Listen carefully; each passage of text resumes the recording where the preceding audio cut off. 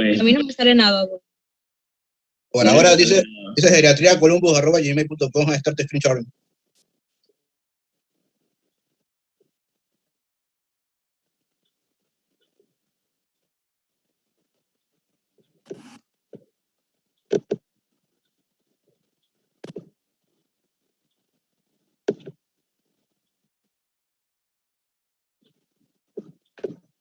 Que no logro proyectar lo que quiero.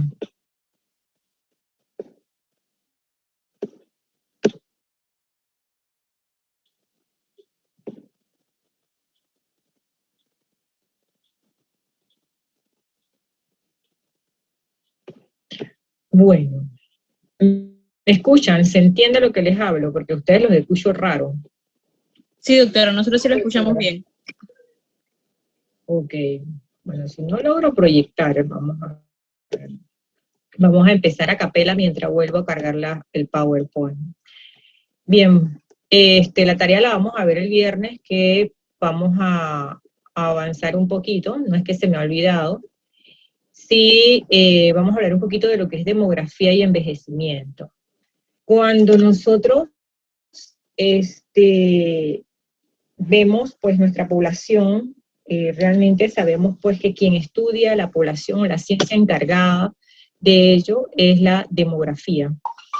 La demografía en los países ha ido modificándose gradualmente y tenemos pues que en los países esa tendencia a disminuir la natalidad y a disminuir la mortalidad ha llevado a el envejecimiento de la población de manera progresiva. Las poblaciones en las diversas partes del mundo tienen envejecimientos distintos. En nuestro país no es en capa ese envejecimiento poblacional, pero tenemos países, obviamente, sobre todo en Europa, donde las poblaciones pues son mucho más envejecidas, con poblaciones arriba de 80 años en un alto porcentaje. El punto está que todo lo que ha llevado a esta tendencia de envejecimiento ha sido obviamente todos los cambios científicos, todo lo que habíamos mencionado, que la revolución industrial, la mejoría en los sistemas sanitarios, todos esos aspectos son los que nos han llevado a que la población en las diversas áreas del mundo pues vayan envejeciendo y cambiando esa característica poblacional, donde originalmente la población era de pronto muy joven, infantil, pues ha ido aumentando la expectativa de vida y ya vamos viendo que esa pirámide poblacional se va enchanchando en la parte central y aumentando obviamente ese grupo poblacional arriba de 60 años. Nuestra pirámide poblacional se proyecta hacia una forma romboidea más que una pirámide como tal, por justamente esos cambios en la punta. Si ubicamos la pirámide en forma de una pirámide, obviamente, en la base va a estar la población infantil y en lo que es la parte de la cúspide de la pirámide vamos a tener la población de 90 años y más. Y lo que estamos viendo es que va incrementando esa población de 65, 70, 80 años y obviamente esa punta de la pirámide se va ensanchando y va cambiando esa forma de pirámide a una forma romboidea. Se espera que realmente este cambio sea bastante marcado alrededor del año del 2050, cuando la población envejeciente en Panamá se proyecta que ocupe pues un porcentaje importante. Actualmente estamos alrededor de un 10%, 12% de población arriba de los 65 años, y pues va en incremento gradual. No tenemos un censo oficial después del 2010, pero hay proyecciones que se han calculado, son cálculos que ha hecho Estadística y Censo. Nos tocaba 2020 el censo nuevo, pero pues por asuntos de la pandemia eso todo fue detenido y pues quién sabe cuándo volvamos a tener un nuevo censo. Desde el punto de vista de ese cambio poblacional, pues trae consigo obviamente una serie de cambios también en la epidemiología del envejecimiento. Trae consigo cambios en las características de la población, de los tipos de enfermedades que va a tener la población, de las causas de muerte de la población, y es así como vemos entonces que estos cambios demográficos que se dan a lo largo del tiempo va a repercutir en los cambios epidemiológicos. Los cambios epidemiológicos son básicamente esos cambios en las características de las enfermedades del paciente o de la población relacionada a los cambios demográficos. Y no solamente vamos a hablar de morbilidad, sino también mortalidad. Eso es algo muy importante. Cuando hablamos de cambios epidemiológicos, vamos a hablar de mortalidad en conjunto y no solamente de la mortalidad o morbilidad. Entonces, ¿qué enfermedades creen ustedes que son las que estamos viendo actualmente? A ver, ¿de qué estamos enfermando la población envejeciente? Diabetes. A ver, ¿qué me dicen? ¿Qué enfermedades son las que están prevaleciendo? Las La diabetes. cardiovasculares. Las cardiovasculares son las principales que vamos a ver en los grupos poblacionales. ¿Qué otro tipo?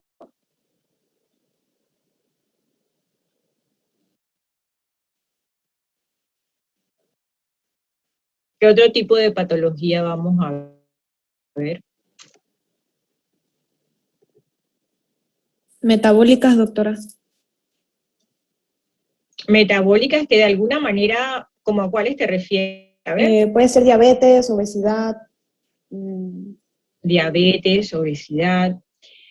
Mira que el concepto de obesidad es bien importante que sepan que la obesidad no es tan prevalente arriba de los 75 años. Usualmente los pacientes comienzan a perder peso. Sin embargo, es una condición que viene desde edades más tempranas y que obviamente es lo que lleva a que el paciente tenga mayor riesgo cardiovascular en el envejecimiento. Entonces, lo que hagamos en la etapa más temprana, por ejemplo, con este paciente obeso, que siempre yo les recalco a los residentes de medicina interna que rotan conmigo, es que ya yo como geriatra recibo todo lo que haya fallado la medicina interna en el abordaje o la atención primaria, en el abordaje del paciente joven. Entonces, desde el médico general que está en un centro de salud o en una policlínica o en una clínica privada, hasta un internista, un cardiólogo, si me hace un abordaje inadecuado, si ese paciente no es bien manejado, vamos a tener en la edad adulta mayor un paciente con mucha secuela, con mucha patología avanzada, por ejemplo, una diabetes que no se controló bien en la juventud, voy a tener, y juventud media, vamos a decir 40 años, 30 y pico de años, voy a tener yo un paciente probablemente con ya neuropatía, con amputación de un pie, con retinopatía diabética, y realmente no es porque geriatría falló, es porque ya yo lo recibí así, con un fallo del sistema anterior. Entonces, es bien importante ese continuum en la medicina, sabiendo que demográficamente nuestra población vive cada vez más. Entonces tenemos enfermedades metabólicas, pues sí, como la diabetes definitivamente, cardiovasculares, que también pues la diabetes forma parte de un componente importante de las patologías cardiovasculares como por el daño que ocasiona a nivel de los sistemas cardiovasculares. ¿Qué otra condición médica tenemos de patologías que vamos a observar en el cambio epidemiológico?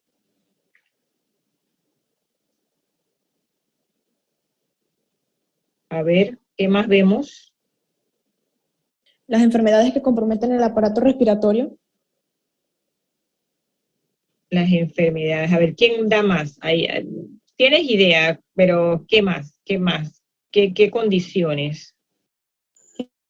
Que compromete el sistema óseo. ¿Como cuál? La ¿Qué artritis. patología? ¿La? Artritis.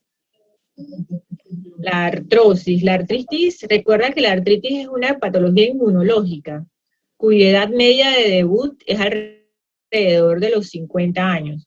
Pero que la artrosis sí la vamos a ver mayormente en las personas pues a edades un poquito más avanzadas, arriba de 60 años, que es cuando son cambios degenerativos de las articulaciones. ¿Qué más? ¿Qué otra condición? Neurológicas. Osteoporosis. Osteoporosis, que sería la otra que se ve propia del envejecimiento, ¿verdad? El descenso de la masa muscular. ¿Qué más? ¿Falta algo? ¿Qué más? Enfermedades neurológicas.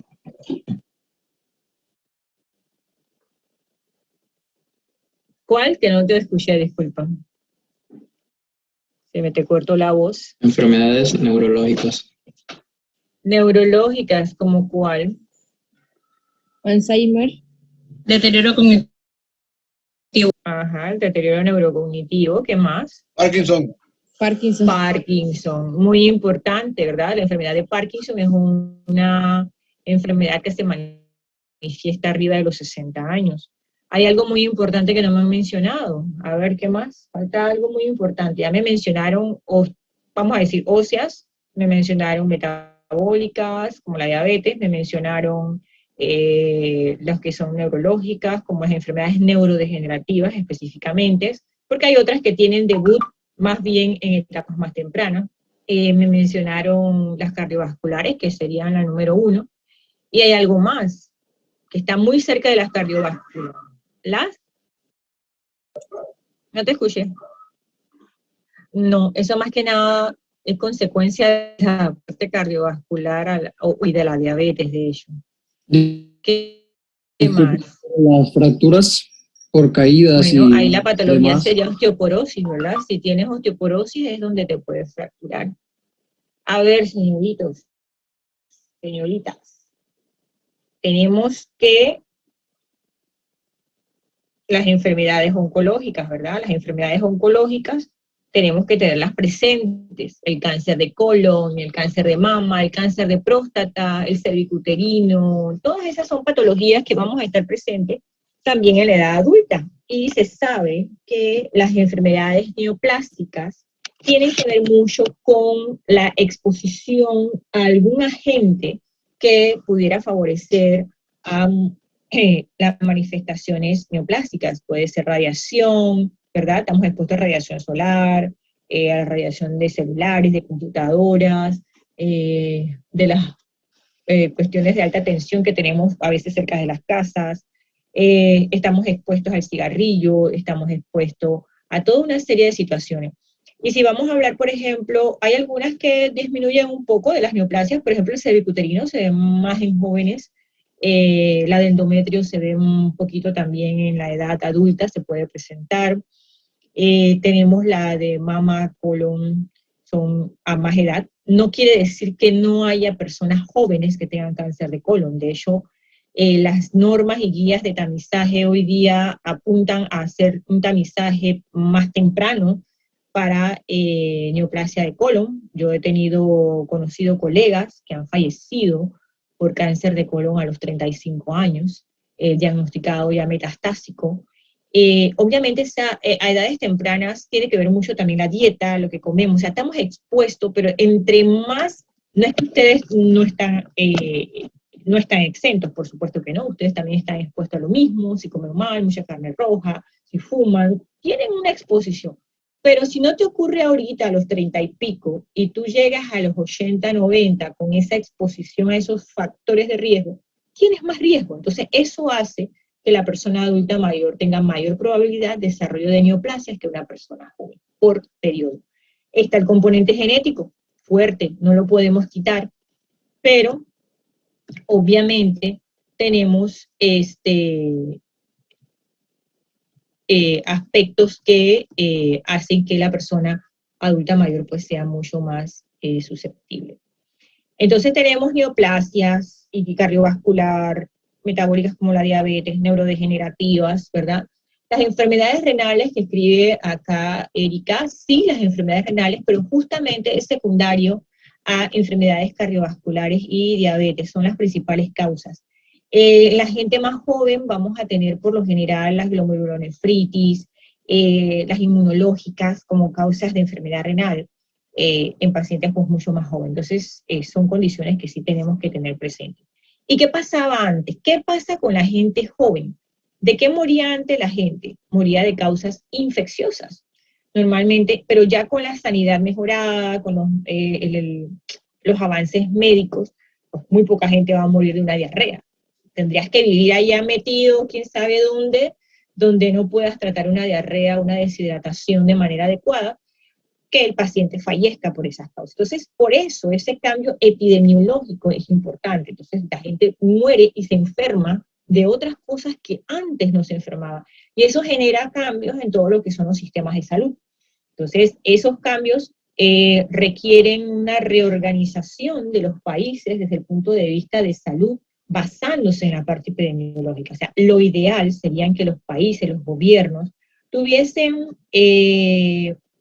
utilizaran de base su epidemiología, sus características epidemiológicas y demográficas para planificar en salud y en educación, porque también si tú sabes epidemiológicamente, demográficamente, cómo se comporta tu población, tú puedes prever qué tendencia de carreras en el futuro, qué vas a necesitar, si hay personas más envejecientes, carreras que puedan llevar hasta más tiempo. O sea, realmente todo eso debería utilizarse. Y digo debería porque no se utiliza. Salvo en países muy desarrollados como Nueva Zelanda, Noruega, que son países que tienen una población muy envejecida también, de hecho muchísimo más que Latinoamérica, pero tienen unos sistemas mejor organizados en todos estos aspectos, tanto de abordaje sanitario como de educación y todo. La verdad que pues definitivamente se manejan distintos. Entonces tenemos que desde el punto de vista epidemiológico vamos a tener entonces que abordar esta serie de condiciones y que va a hacer que tengamos que tener un conocimiento distinto a como médicos capacitarnos en el futuro.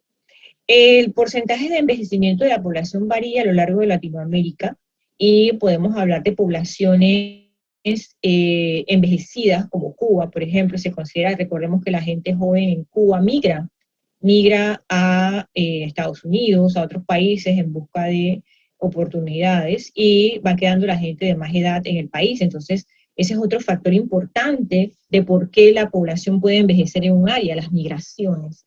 Y es lo que lleva realmente también a modificar la parte demográfica. Aquí en Panamá, ¿qué provincia ustedes dirían que tiene características demográficamente más envejecidas? A ver, ustedes son varios del área del interior y con mayor razón me pueden decir, ¿qué provincia pudieran estar consideradas como más envejecidas en Panamá? Los Santos. Los Santos, por supuesto. ¿Y quién me dice por qué?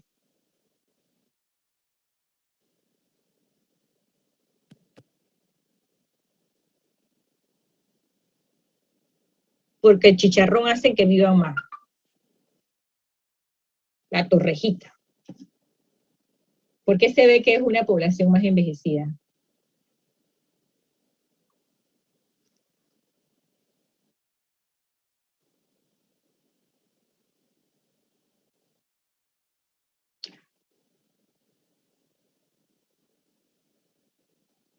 A ver, ¿en qué lugares se celebra el grito de la Villa de los Santos, aparte de los Santos? En San Miguelito. En San Miguelito. ¿Por qué? Por la migración de las personas santeñas a esa área, que se ubicaron ahí para el tiempo del periodo colonial y esas épocas. La población de los Santos migra buscando mayores oportunidades, y las que migran son la gente joven y dejan a los más ancianos, o los más mayores, abuelos o papás en los Santos.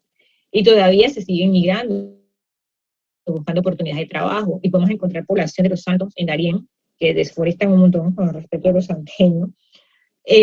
Podemos encontrar en San Miguelito, que hay en Chorrera, ¿verdad? Son áreas donde ellos han migrado a crear sus propios asentamientos, y obviamente dejando la población adulta mayor en el área del interior, en el área de los Santos. Entonces, obviamente, tenemos justamente por migración. ¿Qué pasa con la capital? A ver, ¿qué me dicen de la capital? ¿Cómo sería nuestra capital, o sea, la ciudad de Panamá actualmente? Una ciudad envejecida, una ciudad joven. ¿Cómo la visualizan ustedes? Y es una visualización, porque no tengo ahorita números absolutos, porque ya les digo que no hay un censo actualizado. Pero, ¿cómo la visualizan ustedes? ¿Qué está pasando con nuestra ciudad?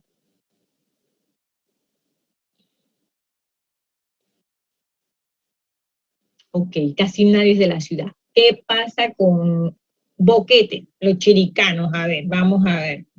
¿Qué me dicen de Boquete? ¿Cómo es la población de Boquete? Bueno, la mayoría de las personas son extranjeras y adultos mayores. Exacto, es un paraíso de retiro. Entonces casi siempre hay algunos europeos y también norteamericanos han migrado a lo que es Boquete, y obviamente lo que hace es que envejece la población. Favorecen en la parte económica porque ayudan a lo que es aumentar el consumo local, obviamente, para las personas jóvenes que pues tienen actividades financieras. Pero muchos de ellos también han puesto sus propios negocios y generan fuentes de trabajo. Entonces, realmente lo que quiero que vean es cómo migración, enfermedad, natalidad y mortalidad interactúan realmente de manera distinta para que esos números cambien, nuestra epidemiología cambie. De hecho, hasta las enfermedades cambian, porque si yo vengo de Uganda, ¿verdad? Yo puedo venir con alguna condición rarísima que aquí no hay, ¿no? Y puedo obviamente favorecer a que aparezcan enfermedades que nosotros quizás no teníamos presentes juntamente por la migración. Entonces, ese aspecto pues hay que tomarlo en consideración a la hora que hablamos de demografía, envejecimiento y epidemiología. Bien, ¿por accidente morirán las personas mayores? ¿Cómo ustedes creen que las personas adultas se ven impactadas por los accidentes y muertes violentas?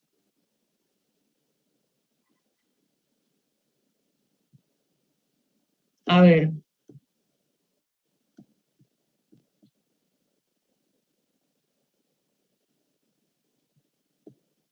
¿Cómo los señores mayores son impactados por accidentes violentos? Ajá. ¿Son muy impactados, no tan impactados? O sea, que ellos sufren o qué les pasa a ellos cuando ven. No.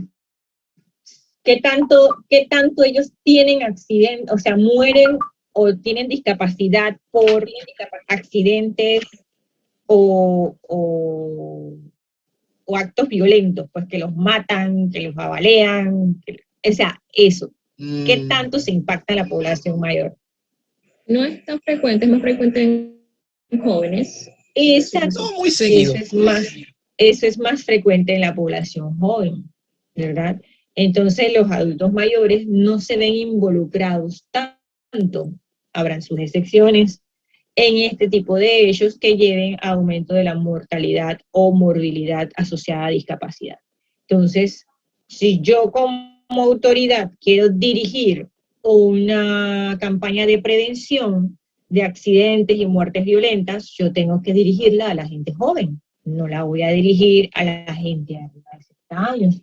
Y tengo que hablar en un lenguaje más jovial, en una manera que sea atractiva, que llame la atención a la juventud, ¿verdad? Porque esa es otra cosa importante. Dependiendo de las características de tu población, cuando tú quieres llegar a esa población, tienes que dirigirte diferente, ¿verdad? Entonces, voy a poner un ejemplo político puramente. Por ejemplo, el señor Martinelli, en su política, él quería a la gente joven. Él no le interesaba a la población vieja, porque la gente joven va a ser la que quizás más mayormente podía votar por él en cuanto a números, y él se enfocó. ¿Y qué hacía él?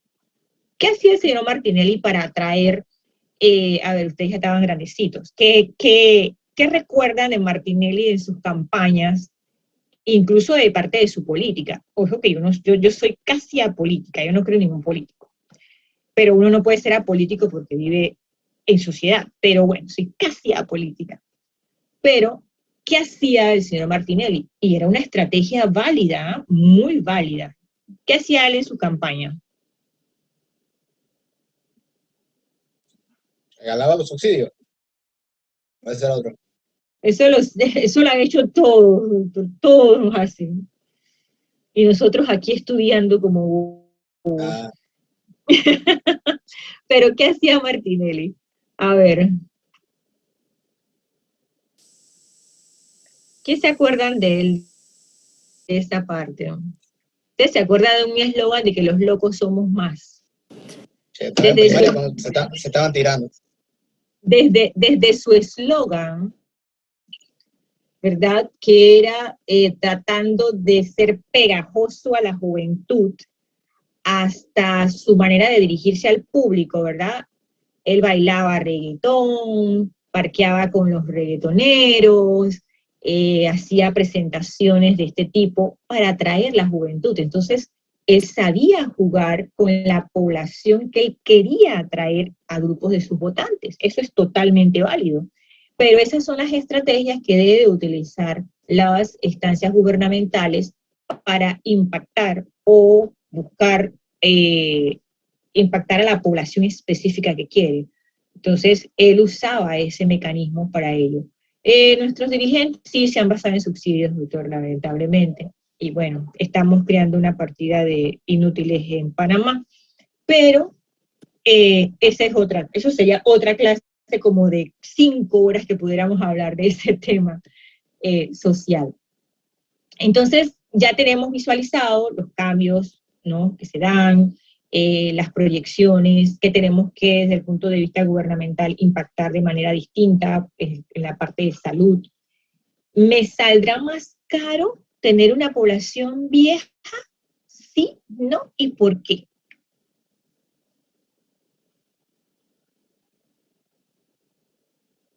¿O será muy favorable tener una población envejecida porque a la verdad pues tienen experiencia, tienen conocimiento? ¿Qué consideran ustedes en cuanto al tener una población envejecida?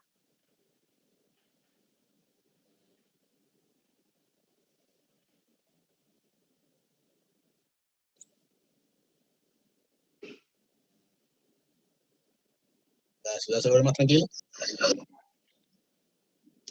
La sociedad más tranquila. Sí, es más tranquila usualmente. Entonces tú dices que es súper favorable o favorable desde el punto de vista de que es más tranquila. Bueno, según mi punto de vista, va a ser, o sea, se escucha feo, pero o sea, no va, a ver, hacer una población tan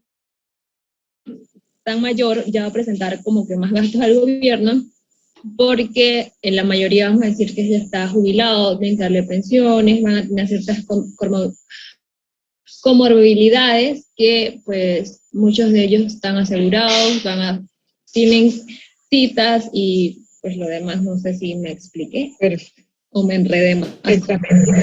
Perfectamente explicado.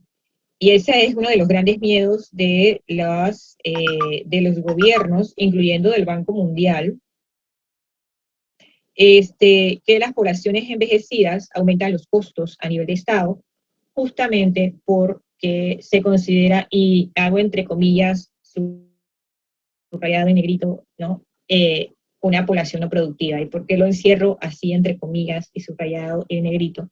Porque eso es relativo. Si ustedes han viajado a otros países, no sé si alguno ha ido a Disney a ver, ustedes allá podrán darse cuenta que hay personas barriendo de arriba de 70 años, administrando el parque, atendiendo a adultos mayores. Entonces, realmente el llegar a una edad de jubilación como número no necesariamente indica que seas improductivo. El punto está que si no tienes una sociedad preparada para ello, automáticamente llegas a jubilarte y aparte estás acostumbrado a que existen todos estos subsidios, vas a querer irte a tu casa y vivir de una pensión, porque aparte, pues de pronto también puedes tener un subsidio. Entonces, todo eso hace que uno visualice que el envejecimiento se convierte en una carga. Entonces, esa parte, pues obviamente preocupa a los gobiernos porque hace que la población adulta mayor consuma más en salud, eso es cierto. La población adulta mayor es la que más está en los cuartos de urgencia, la que más se atiende en la caja de seguro social, por ejemplo, la que más se complica y pueda tener una hospitalización más larga. Las pensiones es otro punto, y los que no cotizaron, entonces actualmente pues tienen el subsidio 120 a los 65, que también sería considerado como un gasto, entre comillas digo gasto, para el Estado. Entonces, ¿por qué yo lo subrayo como un gasto? Porque hay poblaciones o hay personas que realmente ese pequeño ingreso que no tenían les sirve para alimentarse un poquito mejor, por ejemplo, y probablemente tener menos morbilidad asociada a la pobreza, aunque 120 no es la gran cosa, pero realmente de no tener nada a tener 120, pues hay una diferencia. O de pronto tengo techo, comida, pero no tenía para los medicamentos, porque mis hijos no me apían, y esos 120 a los 65 me sirve para comprar la medicina de la presión y no descompensarme y llegar a un cuarto de urgencia. Entonces, realmente hay que ver con un lente muy fino todas estas políticas de apoyo al adulto mayor, de las edades de jubilación. Yo no me quiero jubilar tan tarde, yo quiero todavía jubilarme, que yo me pueda ir de viaje, que yo pueda, ¿verdad? Pero también el jubilarse tan temprano estamos conscientes que llevaría a aumentar más población que requiere una pensión. Y eso obviamente es como insostenible. Imagínese que usted tenga una población de un 50% envejeciente, o un 30%, a ese súmale una pensión, y de remate que la población vive bastante, tú puedes vivir 100 años. Entonces, si tú te jubilas hay muchas jubilaciones de grupos que son jubilaciones anticipadas, entonces estos pues pueden pasar más de 50 años pensionados o jubilados. Al final, si tiramos la matemática, pues realmente es preocupante para las poblaciones. Bien, existen dos teorías desde el punto de vista epidemiológico en cuanto al envejecimiento. Una es la teoría de la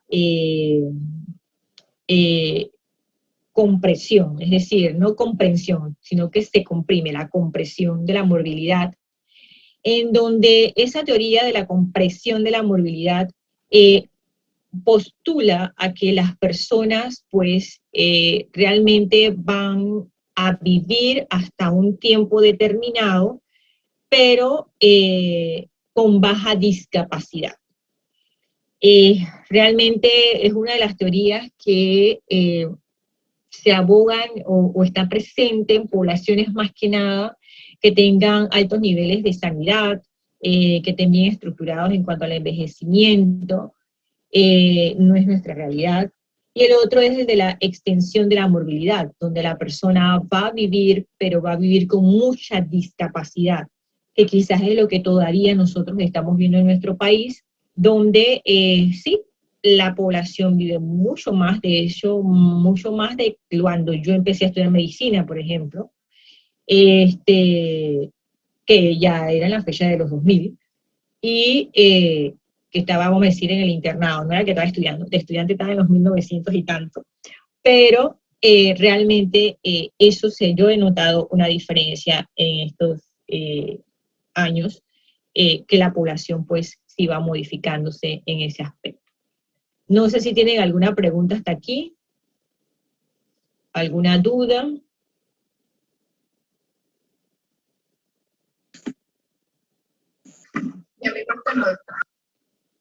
Ok, ¿alguien más tiene alguna duda, alguna pregunta? Estos son temas generales, yo le llamo que son los temas un poquito más aburridos, pero nos permite entender un poquito las otras, de por qué tenemos que hablar de envejecimiento, porque es importante conocer de geriatría, aunque ninguno de ustedes me salga geriatra. Entonces, porque es nuestra realidad, la población va a envejecer, ustedes van a envejecer, si Dios así lo permite, y vamos a tener que hacer, probablemente a ustedes les toque trabajar hasta los 70 años, no sé, a cómo van las cosas, es posible que sí. Entonces, ustedes tienen que decidir cómo van a envejecer. Yo les dije, tienen que tomar la decisión, cómo quieren envejecer, si sumamente funcionales, muy enfermos, lo pueden decidir, tomando obviamente los correctivos desde ahora. Están jovencitos, de vida, con ganas de comerse el mundo, es el momento donde ustedes tienen que hacer los cambios para poder tener un envejecimiento exitoso. Eso es lo que realmente queremos, exitoso y óptimo. Así es que por ahora vamos a parar aquí. Yo nada más estoy curiosa por saber qué tienen ustedes de las figuras que escogieron. Eso sí me llama mucho la atención. Voy a preguntarle a la más uno, por curiosidad, a ver qué nombre. José Caballero. Va a ser el único que lo va a preguntar hoy. ¿Estás Sí, ahí, así José? es. Te parezco esperiquista. Parezco esperiquista aquí. ¿Estás allí? Ok. A ver, José. ¿Puedes proyectarla? No sé si lo puedes hacer tú. La verdad es que como yo no soy la que estoy administrando la...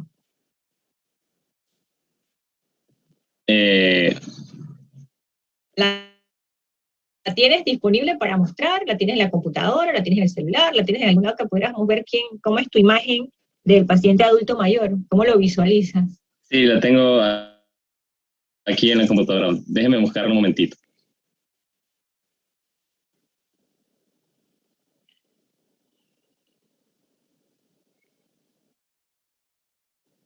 Le das para compartir a él.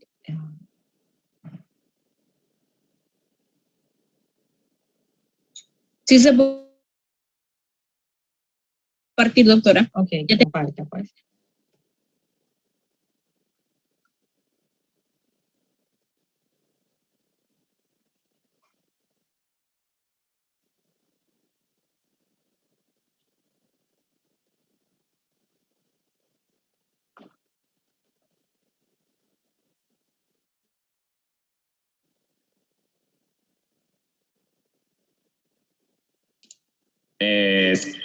Ya se ve, es que no puedo voltearla bien.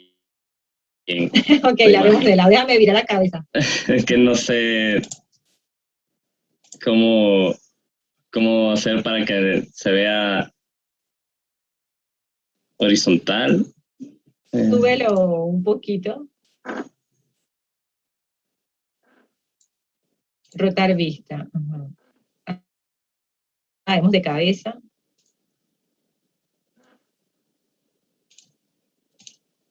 Ahí está. Ok. Esa es tu imagen o tu visualización cuando tú piensas en un adulto mayor. O sea, es lo que tú reflejas. O sea, piensas en adulto mayor, te puedes visualizar a una persona. Explícame tu dibujo.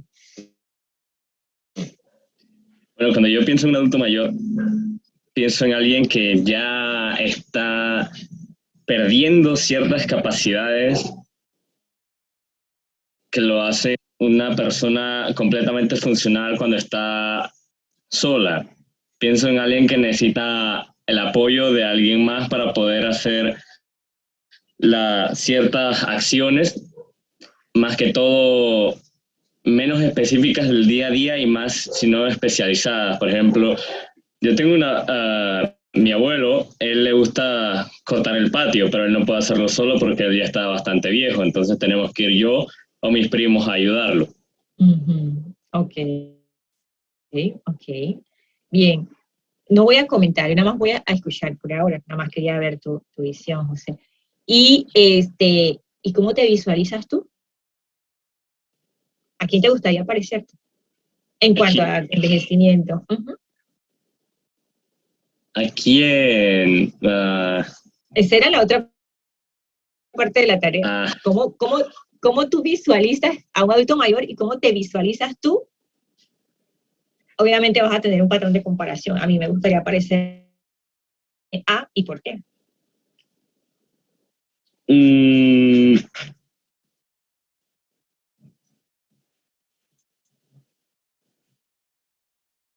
O simplemente no te gustaría envejecer, esa es otra cosa también. No, también puede ser una respuesta, no me visualizo viejo, no, a mí me gustaría que a los 50 años ya listo, muerto el cuarto.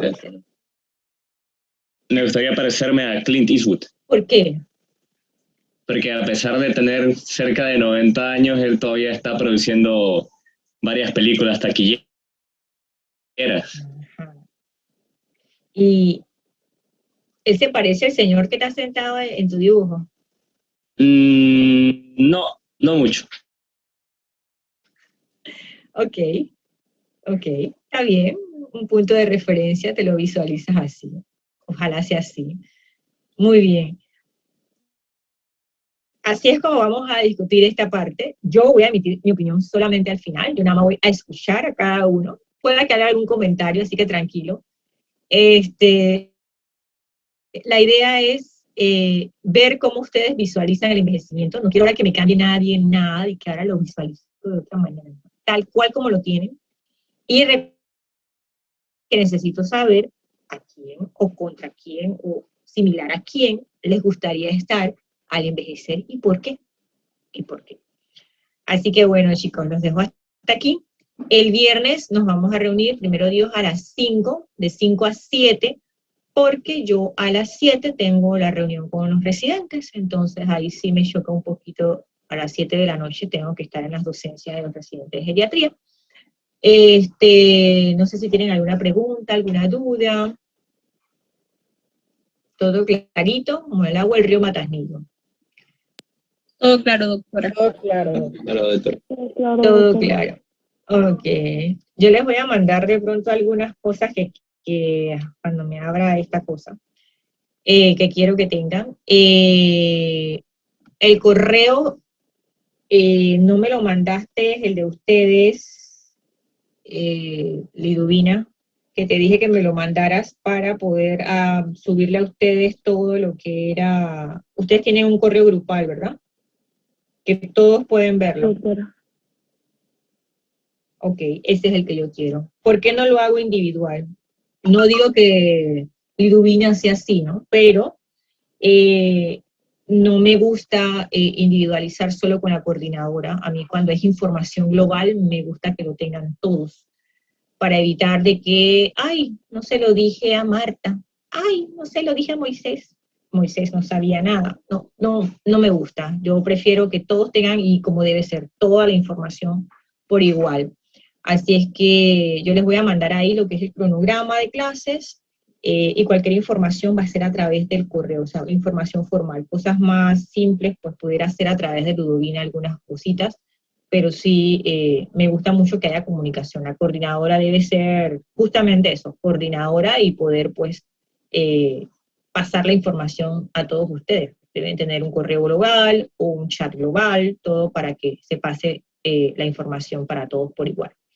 Bueno, chicos, tengan una bonita noche, descansen, estudien, que ya me huele a quiz próximo. Así que, chao. Gracias. Gracias, Gracias.